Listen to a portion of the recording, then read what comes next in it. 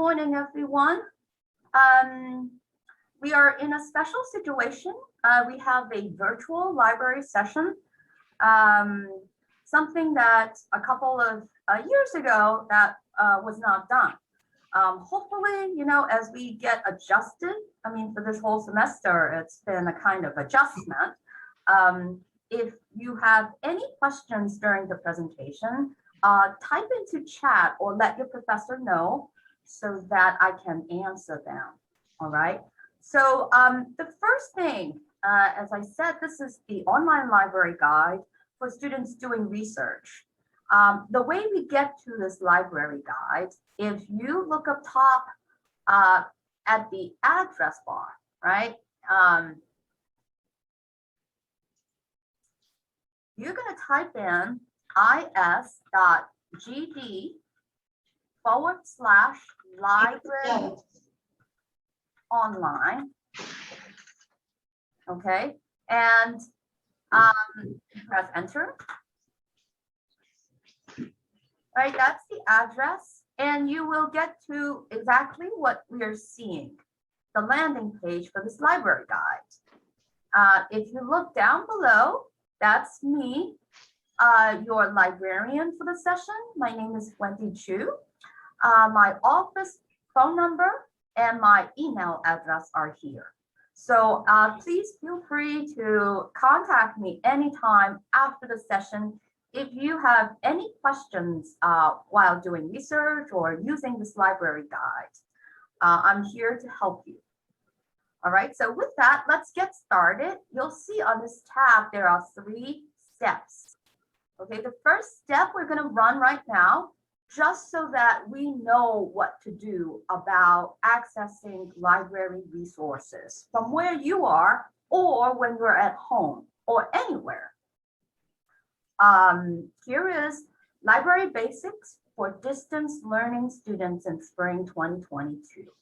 So again, you're in the lab right now, but you could also be at home right now, right? So this is what you need to know as far as how to access library resources. Okay, so since you're in the library lab, I wonder if many of you have have a chance to come through the library building, which is this big building that you see right here. And the first slide shows you a library promo. If you've not been to the building, you kind of want to see what the inside looks like, where the different collections are, where the new books are. On your own, please turn on this video. It's a very short clip that shows you where things are in the library. I'm not going to turn it on for the session, but it's something that's going to be right here on the slide when you have time to explore. And of course, to the side, you see we are open with our services, but there is the situation with the COVID vaccination record. I think, again, with many of you being already in the classroom lab, there is no problem with this, but just in case, this is the link. If you click on this link, it gives you the information about whether you can come into the library. If you are here on campus, coming into the building is not going to be a problem. It is for those who, let's say, do not have the permission to enter the campus. What do you do? So you may want to follow up with this link. The next slide shows you the link for the general library website. So here is the library guide, right? And this library guide is for students in this class only. Think about the rest of the community, right? You have your other professors, you have so many other classes and a lot of other students, and they all use the library website. Where do they go? They go to the general library website, which you can also find right here on the library guide. If you go to step 2, Library Now, immediately under that, you're going to see Go to Library Website, right? And that's how you get there. This is what the slide shows you. Another way is if you follow this little video, it tells you how to look for quick links anywhere on the Kingsborough website. Look for quick links and find library as the option under it. And that would also get you to the library website. And thereafter, if you're doing any kind of research, again, it's for what comes after this semester. That's how you would find us, the library. So let's go to the next slide. Now, this is very important as far as how do you find library resources? Because at this point, it is all about the CUNY login. So I heard your professor mention Blackboard. So as soon as she does that, Blackboard is one of the many systems relying on the CUNY login. And with library, all the library databases, electronic resources, they are all using the same thing, the library login. So to be brief, right, what is the library, the CUNY login? CUNY login, the username, in most cases, it is your first name, as you see here on the slide, first name, dot last name, and 2 digits, NN here, right? These 2 digits are right in your ample ID number. Your ample ID number shows up on your college ID. If you take out your college ID, you're going to see the ample ID number next to your status as a student. And find the last 2 digits of that number and put it into your username. So that becomes the username for your CUNY login. There's a button on the slide for people who do run into questions about their CUNY login. All kinds of issues with this. It could be their misunderstanding of the username, or maybe they haven't jotted down the password, right? All kinds of issues. If you click on the button, it's gonna bring you to the common questions that most of us have. Which systems, which applications use the CUNY login, right? So if it's prompting you for a username, and a lot of times when students come to the reference desk, they're gonna, talk about, I have a problem with the username.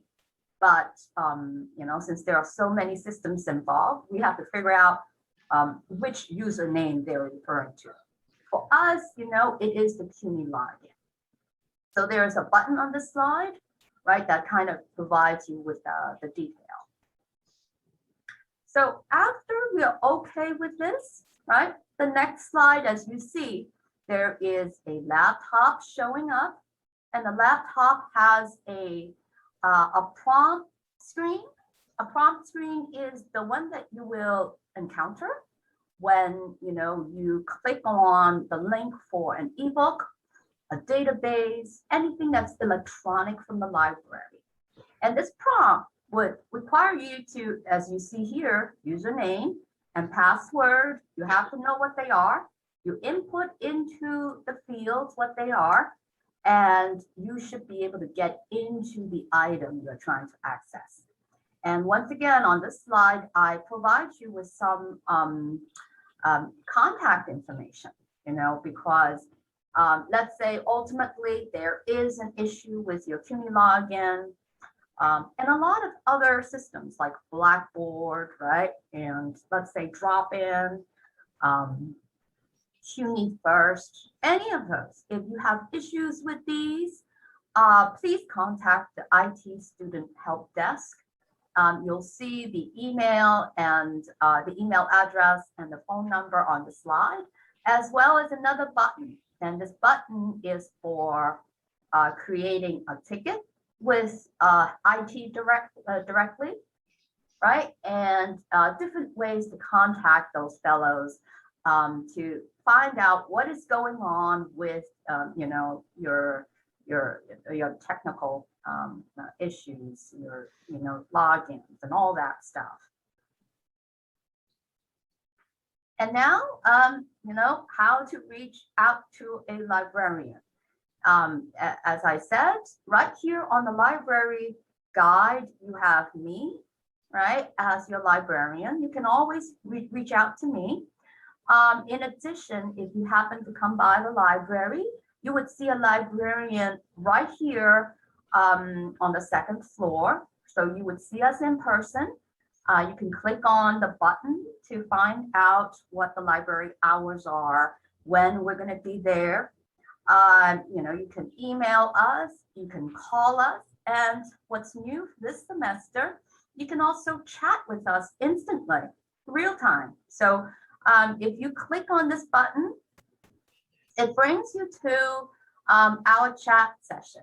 So you simply have to type in your name and start. I'm not going to start a chat, but you will find that there is immediately a person on the other end, and that librarian would be anyone from the CUNY network.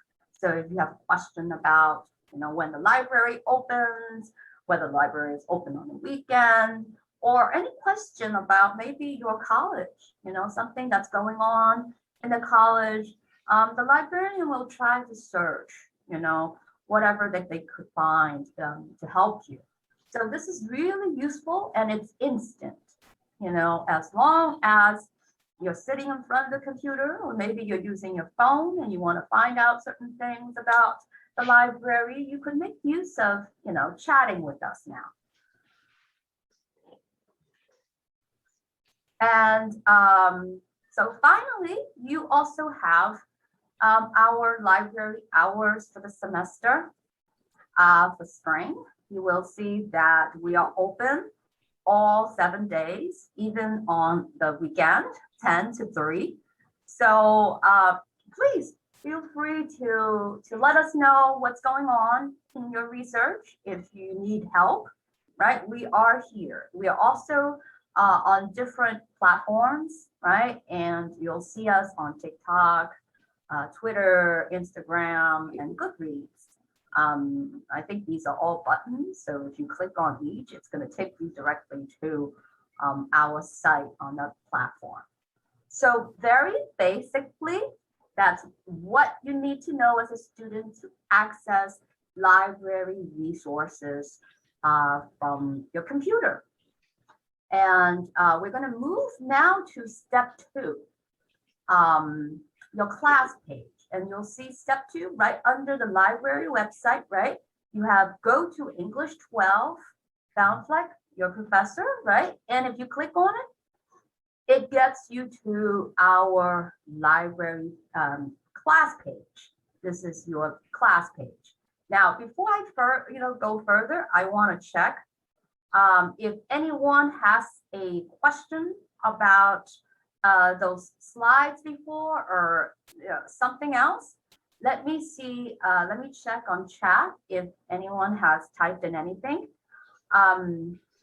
Yes, let's give it a moment to see if anyone has a question. I have a question. Yes. Can you repeat the direct link that you gave at the beginning? Yes. Now address, right? is.gd/library online, and that would get you to this online library guide. Thank you. And once you're here, once again, right? Step 1, I leave it for, again, a lot of links on those slides. Make use of them anytime. But for your research, it's about coming to step 2, your class page, because as you see, there are a lot of resources, recommended resources right on this page that I will show you how to use for this session. Before we talk about that, I also want to mention that there is a step 3 student tools, which I don't think we have the time to for the session, but also I rely on you. Anytime that you need help, that is what that tab is for. A lot of things on that tab. And you may want to make use of something like research tips. It shows you these different stages, right? Most of us are here and there are help. You could see different helpful links for the stage. Searching for information. This is the part about concept mapping, understanding how it could be useful when you are writing, right? So that's research tips. You also have subject research guides for, again, what comes after the semester. You may be taking other classes and you want to find resources on those subjects. Come back to it. Come back to this library guide and go to subject research guides. So a lot of helpful tools under step 2 for students. Step 3, I'm sorry. So let's get back to step 2. Go to English 12, Baumflek, your professor.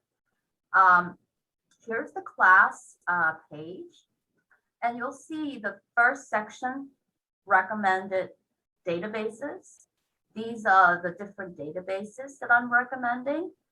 You'll see that they are grouped into, once again, little tabs, right? So here is the first tab for finding a topic. If you're not sure what to write about, right? This is a good database to find ideas, opposing viewpoints and context.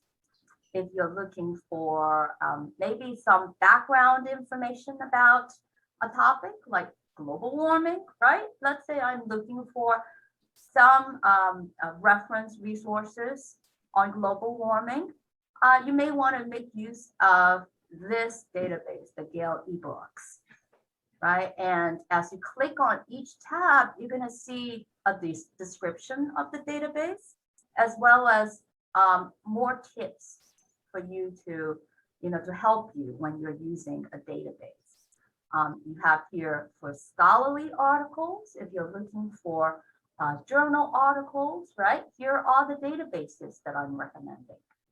Okay, so we'll go over a lot of it, but let's move down to the second section. Using OneSearch. So what is OneSearch? OneSearch is, think of it as the library catalog, right? The library catalog holds its links to not just all the databases, but all the resources from the library, books, ebooks, and a lot more. So you'll see in the middle section a search box, right? And whatever you type in, it's going to get into the library catalog. It's going to look for all those resources related to your keywords. So that's what the middle section is for. And then the bottom is where I also have recommended books and ebooks along the lines of, your course theme. So you may want to make use of these books, or you can go into these books and use them to get to a lot of the related items. Let's open up this first item, the namesake, right? Which I know is a book that you're all reading, so you should be well familiar with this. Let's see what the situation is in the library for this book. You can click on the title, or you can click on the book cover. That's fine. It's going to get you to the same place. Here is the namesake. And as you see, it is the library catalog OneSearch. It's the same search box. And does everyone see this little Ask a Librarian flag coming out, right? This is also a way to engage with the librarian, right? If you are not sure while doing research, you can make use of this just to chat with the librarian real time, okay? So, if you're not sure what's going on, maybe you could click open this flag and speak with the librarian immediately. So here is the namesake. And what is the situation in the library if I'm interested in getting this book? Well, immediately under the title, you usually see a description like available, right? And if it says available at Kibbe Library Stacks, right? Anytime that it says Kibbe Library Stacks, Kibbe Library Reference, Kibbe Library Reserves, that kind of a description, it means that it's a physical copy on the shelf only.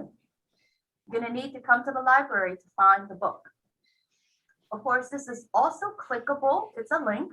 So if you click on it, it brings you down to the section of this record that tells you how many copies of this book. You see that there are three different formats for this book, right?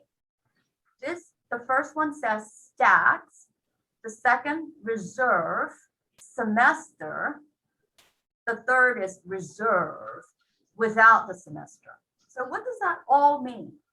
It's different types of print copies in our library, right? Stats usually refers to copies that you can find on the upper floors of the library, that you can take out of the library with your student ID. You can take it out for up to 4 weeks. Okay. If you see reserve, maybe students are already familiar with this because a lot of times reserves are your textbooks and they don't go out of the library. You have to stay in the library to use the reserve copy. They're good for up to 4 hours in the library. So that's what the third category is, reserve second floor. You have to come to, you see here, 1 copy, right? There is 1 copy of this book for up to 4 hours of use in the library. As far as the second category, semester, let's see how many copies. Oh, look at this, right? The second category, reserve second floor, 32 copies of this book, right? 7 available. That means 7 could be taken out. Maybe, we are buying more copies and that they're being processed, right? There are many copies. And again, what is the semester copy? It means that you still have to come to the circulation desk and ask for the copy. But when it's a semester copy, you actually get to take it out for the whole semester. So they're good for the whole semester. That's what everyone wants. That's what everyone wishes for anytime that they're, having textbooks from their classes. They want to come to the library and hope for these semester copies for these titles. So that's how, let's just get back to the library record. That's the situation with the namesake. Okay, come back to the class page. Here is the first book, right? That's what we just opened up. We're going to go to another book so that you can kind of see the difference between a print copy and an electronic copy. Okay, so here's another book that I'm recommending, From Immigrants to Americans, The Rise and Fall of Fitting In, right? So it's another book that I have here.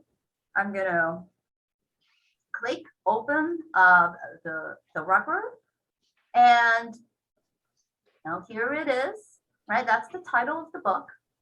And right under the title, again, you see these descriptions. The first thing is available activity library stacks. I hope that this time you are now kind of starting to register the meaning of this. It means there is a print copy somewhere, right? If you come down, there is 1 copy of this book, upper floor of this library. You're gonna have to find it on the upper floor. This looks like it's on the 6th floor of the library. You're gonna have to find it there on the shelves. But in addition to that description, there is also available online. So anytime that you see this description, it means that rather than running all the way to the library and going up to the floors to look for the book, you have instant access on your computer. You don't have to worry about all that legwork. You just click on that link. It brings you down to, again, the section of the record that shows the different collections with access point to the item. So here there is 1 collection, the Kingsborough collection, that holds the access to the book.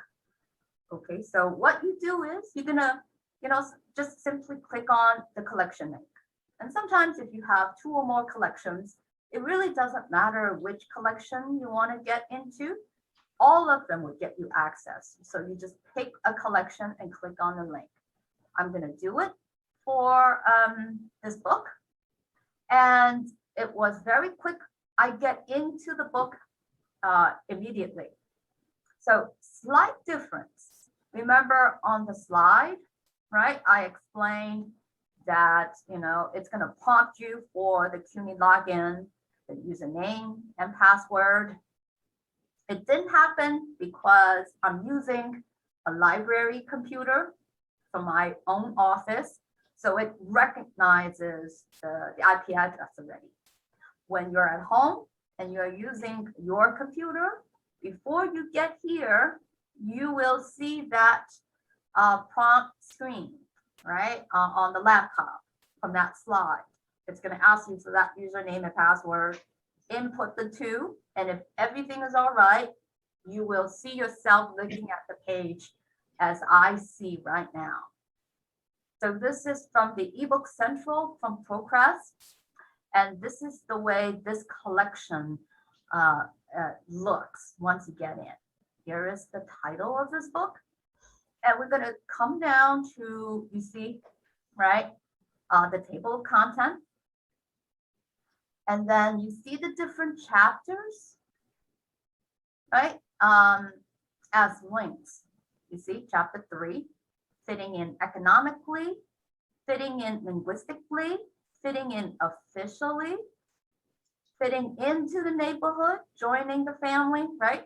So you can just simply click on any of them.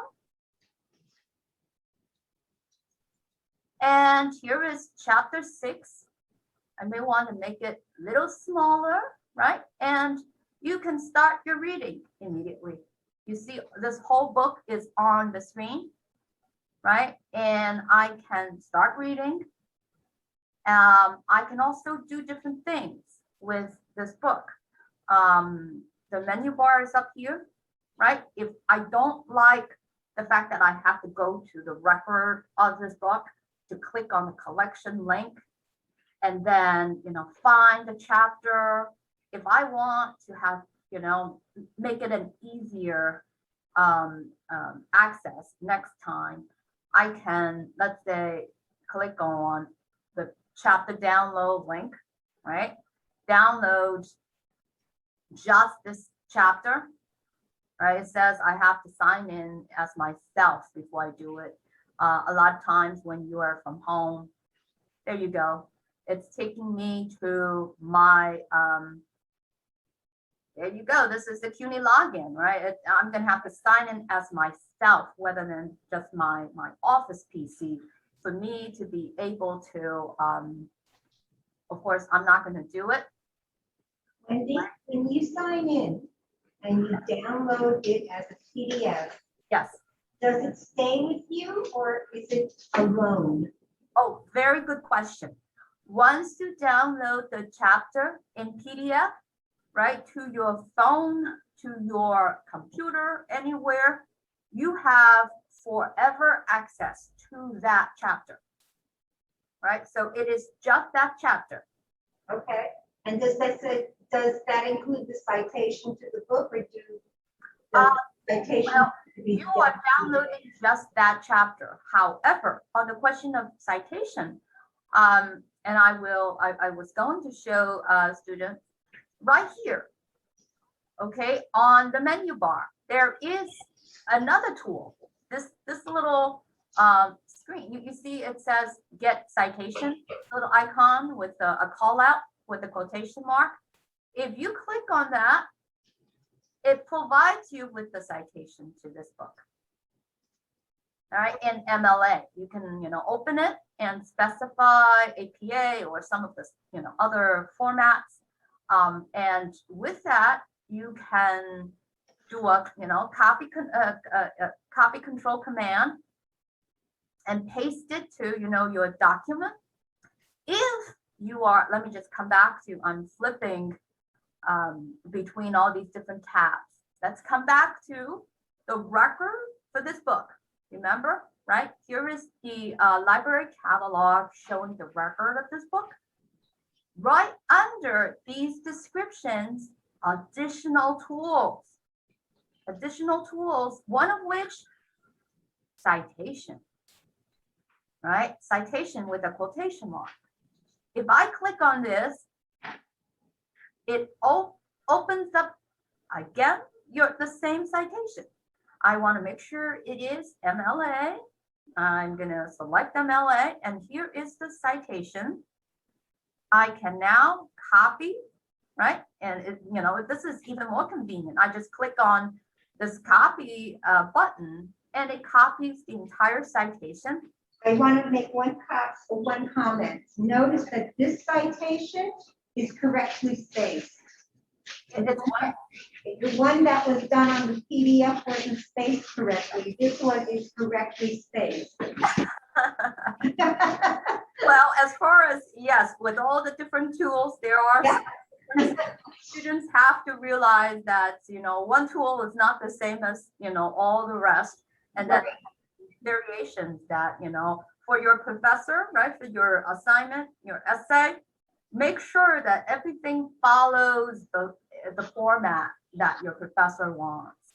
Okay, so if you see the spacing being different, try to, adjust it accordingly, right? So, but, as you see, it is very convenient on the record of the book. You have the tool.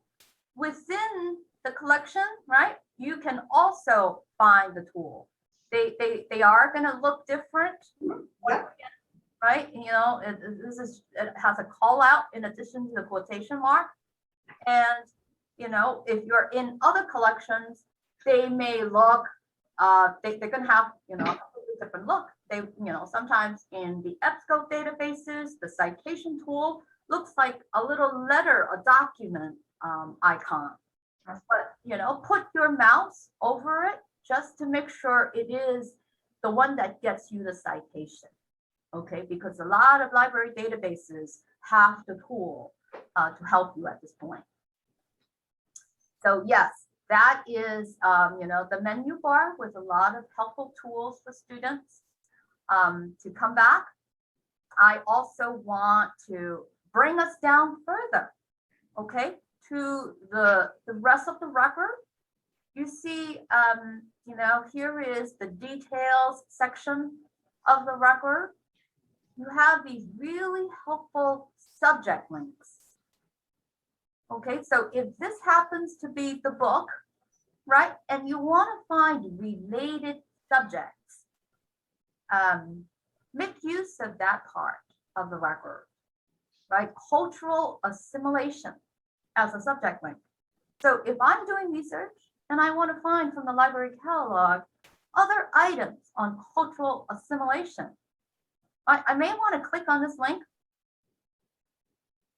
and notice, right? As soon as I do so, it tells me on that subject alone, there are close to 5,000 results on the library catalog. Once again, the library catalog has access to many databases. I wouldn't say every database that we have, but many databases. In addition to, the books, print copies, physical items, right? So in total, on that subject, 5,000 results. And I don't recommend people immediately, kind of like Google, right? Look for the top items with the library catalog. Always look for filters. Make use of helpful tools to better your search. And by these tools, look to the left of the screen. You see these filters, right? Now, why are they useful? Because if you look immediately to the left, the first filter is limit to. And a lot of times it's a question of, what is your situation? Are you in the library? Are you at home? If you're in the library and you want to borrow books on the shelf, right? You want to find some print copies, right? You may want to, and I see on the subject of cultural assimilation, there are no currently on the shelf filter. You see, I'm seeing only the full text online. And when it's full text online, and I'm going to apply the filter, everything from the results would be electronic. You see all these items now have the green description that says available online. So pretty much you're able to open up any of these items right from your PC. You're not going to have to, again, come to the library, right? You can click onto all the other pages and you'll see, right? All of them available online, full text online. You may want to use other filters like I want books, right? Let me open up with show more. I want to, have the electronic books, the one that we just opened up before, or I want, articles. I want peer-reviewed journal articles on the subject of cultural assimilation, right? How's that for doing research, making use of the library catalog? There are still about 2,300 results, okay? Now, students may want to use the filters even more, because let me just come down to, oh yes, I skipped over this one, date, right? Professors usually want students to find the more recent articles, unless this is historical research. Let's look for research done the last 10 or 20 years, right? And if that's the case, I'm going to limit myself to just those results. And you see, with each attempt, my initial 6,000 figure slowly comes down to, at this point, about 1,300, right? So, but the results now are a lot better for your project or paper, because your professor wants just these journal articles, the more recent journal articles. This is a cleaner list of items, right? And now at this point, you may begin reading through the titles to see if there's anything you want to make use of, right?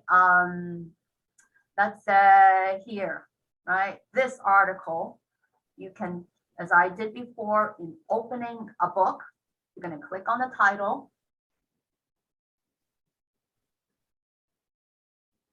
And then there it is. It takes you to the record of the item. And then to come down, the different collections with access to the item, right? You decide which of the collections you want to use. But there is even an abstract, a brief paragraph on what the article is, just to make sure that, this is an item that you want. I always, as far as OneSearch, what's really good at this point is, in addition to the subject links that I showed you, right? They really do try to, further your research, because if this happens to be the article for you, look to the side. And you see here,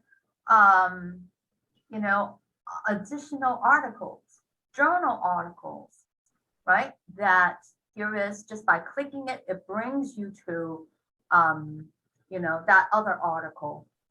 Now, this article, there's a question with this article. I don't see a collection link. Okay, so what's going on?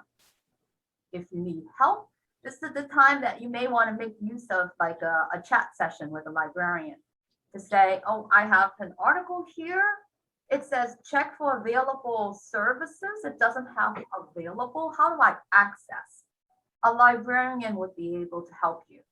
So, apparently this article, we're going to have to get to the bottom of it, and we're going to get to the bottom of it. Okay. So let's, we've opened up quite a few tabs. I want to close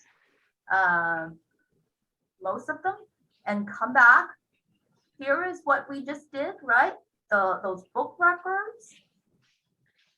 And then the middle section, right? We use OneSearch somewhat, right? We made use of the subject links. You see the subject links? We use one of the subject links on the book record.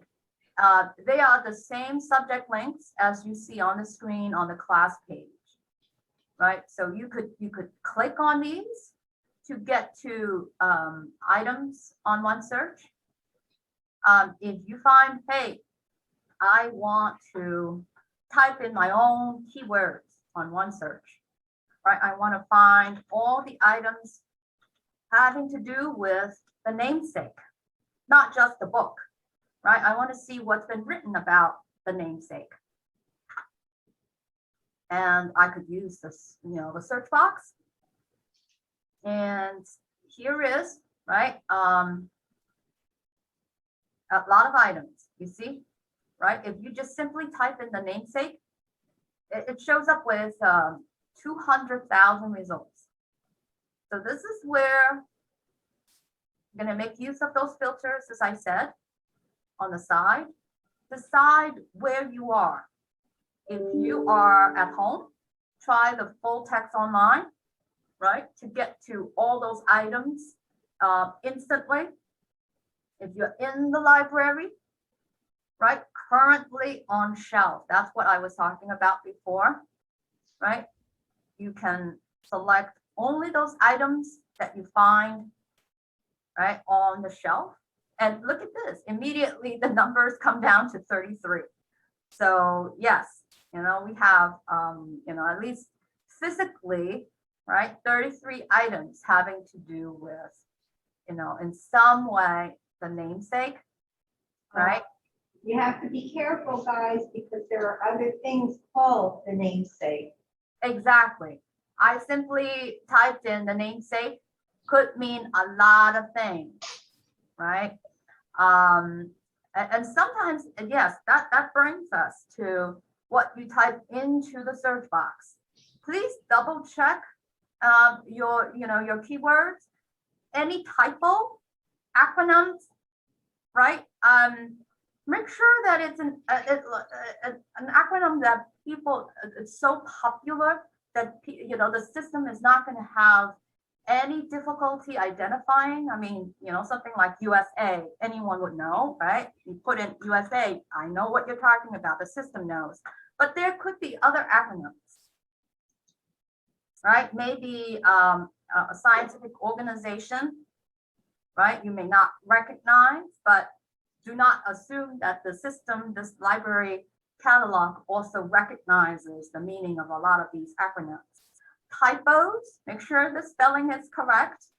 A lot of times for people, make sure that the name is spelled correctly, right? Otherwise, if you don't see any results, don't immediately think, oh no, the library doesn't have it. Maybe it's because of the mistyped word. So check to make sure the words are good upstairs in the search box. And finally, make use of these filters. These filters are very helpful. Without the filters, right, you are looking at a lot of, probably a lot of, just unnecessary, I would say noise, right? It's kind of like any Google search. You're going to find millions of results unless you start to think about where you are, what kind of resources you want. And that's what the filters are for. I mean, it even has a lot of, you see, right? English, Spanish, maybe other foreign languages, right? And if you happen to read some German, you want those German items, fine. But most of us, we want to clean up the list to get the best items for our research. And this is where you make use of, the filters to do. Okay, so that is the one search box. Again, let's give ourselves like a moment to see if anyone has a question about using library catalog. Wouldn't it like also like wouldn't it be easier to like find the correct thing if you like search like look for the author's name? The author's name, yes. Yes, you can. You see I put in the namesake, right? Now you could put in any, in fact, I'm already here. So let's open up, the namesake. And if you look down to, the detail section of the record, you see that the author's name happens to be a link. So you can even find all the items having to do with the author, just like that. Okay, now this is based on using the author's name as a link. I may not want to use the author as a link. I may want to modify my search, right? Search criteria. I'm going to change it to just any, keyword. And now, right, you see the difference in what I'm searching for now. Instead of using the author as an access link, that is looking for all those items, perhaps written by the author, I want to find information about her, right? And now if I click on search, you're going to see a lot more items. There you go, you see, right, from the library catalog, right? And this is, again, it gets to the position of, okay, what do you need?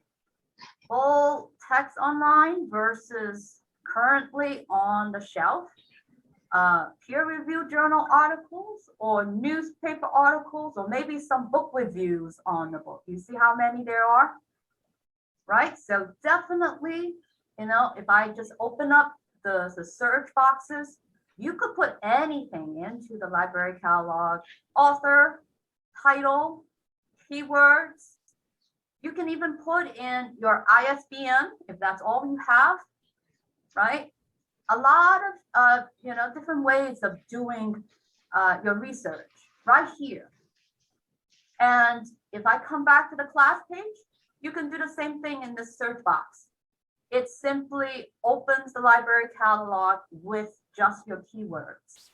And then you can start using those filters to, again, clean off the list. So very useful, right from the class page, right? You could start your research. Did I answer the question? Question, what's the difference between using one search and academic search complete? Aha, this is a very good question. It segues into the final part of our presentation. Academic search complete, right, happens to be, you see, one of the databases that I'm recommending for scholarly articles. If I click on it, it takes me to, you notice how similar it is to one search, right? I mean, here's one search, and it has these search boxes, and Academic Search Complete has the search boxes. So it is one database versus many, many databases, along with the physical collections in the library. So immediately, to answer the question, it's individual database versus everything. Okay, so why would I want to use Academic Search Complete? Well, it depends on, again, all kinds of situations for people doing research. If you're writing an essay, right, your professor says, I want you to, in the essay, mention at least a couple of sources. I want you to find a couple of sources. And now I'm in Academic Search Complete, and I'm going to talk about the namesake, right? And here is, right, the namesake. There are some possibilities. I'm just going to, like, use the namesake. Click on search. Right, and now, to bring us back to how similar these two systems are. Filters are also on the side. I'm going to clean off my list. Either OneSearch or this database, I still have to clean off my search. I can do full text. And now I'm going to say peer-reviewed. And what else? Maybe English. Yes, I'm gonna just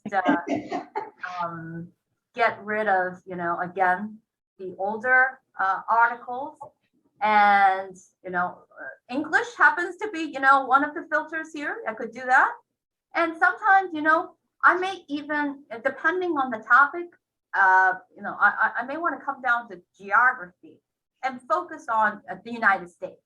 Because, again, depending on your topic, right? You could be talking about global warming, right?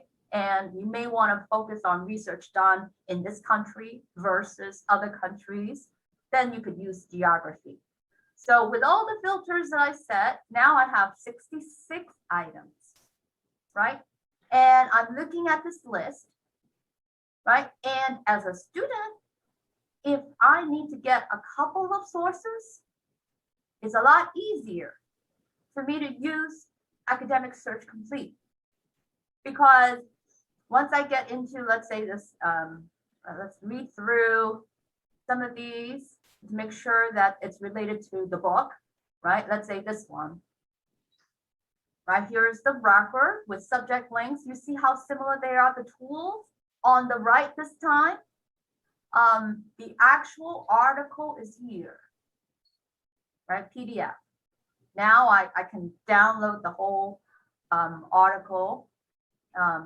Okay, so here is the PDF, and I decide if I want to, as I'm reading, if I want to download this article, right? So yes, the process of finding your items is, I would say almost the same, right? OneSearch versus individual databases. Of course, this is Academic Search Complete. With the library's access to the many databases. Not all databases look like Academic Search Complete. Some will be a little harder to, right? But they are, as far as you searching in the databases, they're, pretty similar. But it comes down to the number of items. If your situation is, again, for a lot of, let's say, English 12 students, the English students, right, going into individual databases is easier. You're not hampered by an overwhelming number of items. I want to 3,000 versus 66. Yeah. Oh my God. resource type so that you kind of see, right? Using the library catalog on the author's name, what comes into view? You have not just articles, book reviews, reference entries. You see, I'm just gonna get down to, odds like newsletter articles, web resources, multimedia. You may even have maps, stats, a lot of these items, right, as categories under resource type. it is an overwhelming amount of information that if you're looking for a couple of sources, you don't need all that noise. You want to concentrate on if your professor says, journal articles, you get those journal articles. You're not so confused with such an amount of noise. Okay, so it depends on the situation. Now, if you are a faculty member, like, I'm a researcher and I want to see everything that's been published about the namesake.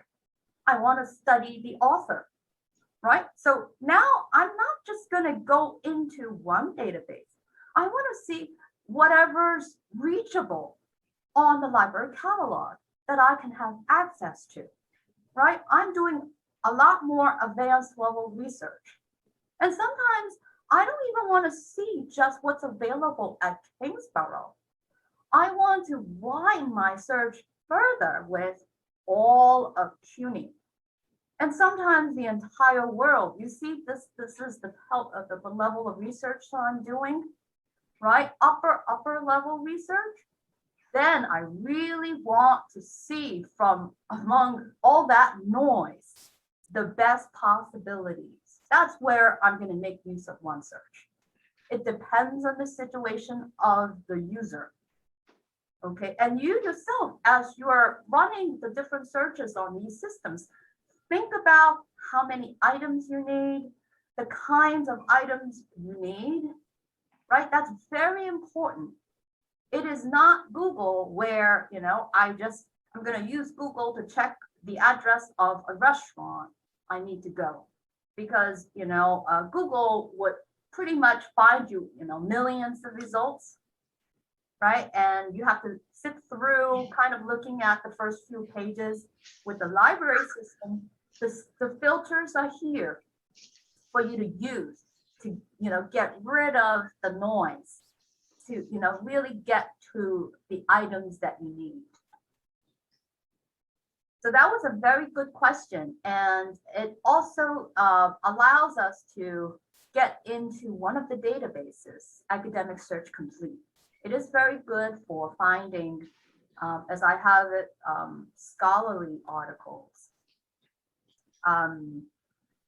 Another, I think, that's for our presentation, I want to get into opposing viewpoints in context, because for English 12, especially, when you're writing essays, and, for a lot of students, you got some discussion points in class, but, they are not clear enough for you to immediately have like a topic to write about. You may want to use this database. And here is another database. It's not Academic Search Complete, right? It's a Gale database. So you see how different it looks, right? It doesn't have, the search box is up here, right? But if you come down, this is meant to be used as a way for students to think about all kinds of issues, right? You may think about these issues as topic centers, right? I go into something like society and culture. Although these days, you may also want to go into national debate topics. Those are the big, focus points. Society and culture, you see all these different issues, right? Do these issues touch on your discussion points? Maybe on the idea of assimilation, right? American dream, or maybe immigration, right? You're going to see it here, immigration, right? I'm going to use American dream because it really goes with the topic of assimilation, American dream. And here is, in this database, it's very student friendly, right? Here is the part where, it gives you the background and overview of what an American dream is for people, right? And you come down, you see what opposing viewpoints offers, right? Journal articles, stats, videos, newspapers, magazines, a lot. I like to point to, viewpoint for opposing viewpoints, obviously, because, the different perspectives on any one social issue makes the issue itself very complex, right? You want to consider not all the perspectives, but maybe one or two, right? Just so that you could show the dimension, the depth behind, promoting any one side of it. So on, let's say, American Dream alone, right? You come down to some of these perspectives, right? Let's say reducing income inequality is necessary to expand opportunity. Here is, where it goes into the middle class and the American dream. It is one perspective.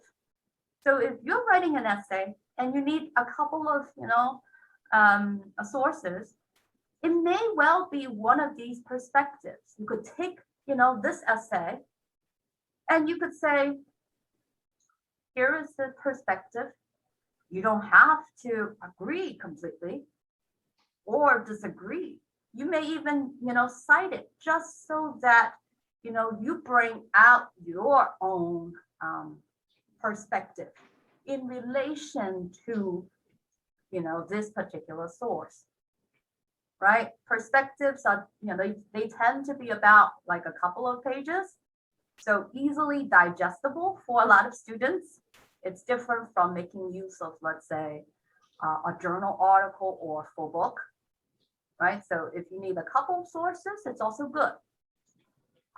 Again, this is the Gale opposing viewpoints, and the tools, they are also on the screen.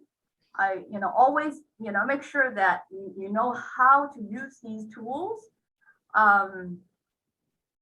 right? Your tools here for downloading, printing, all that. But for citation, right, here is the citation tool. I click and then specify its MLA. Here is the whole citation. I'm gonna click on the button to select and then copy and paste. And here's my source from opposing viewpoints. So get down to my results again. In opposing viewpoints, a lot of issues to explore, different types of categories of information, right? It is very doable using one database versus, again, the question on, like why use one search versus just one database, right? You can also use, the library catalog. But another good database, as I have it on the class page that students can use for finding a topic, right? So opposing viewpoints, academic search complete versus one search with many, think of it as like, Google, your Google search, right? Your database search versus your Google search, right? Depending on how many sources you're looking for. Thank you so